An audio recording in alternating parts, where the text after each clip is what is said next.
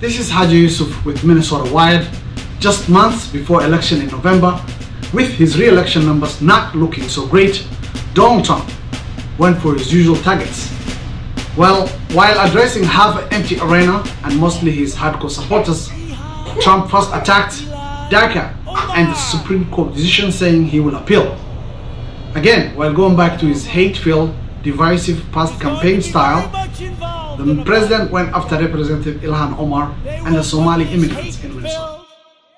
America bashing socialist front and center in deciding the fate of your family and deciding the fate of your country? I don't think so. She would like to make the government of our country just like the country from where she came, Somalia. No government, no safety, no police, no nothing, just anarchy. And now she's telling us how to run our country. No thank you. And I think we're going to have a big victory in the state of Minnesota.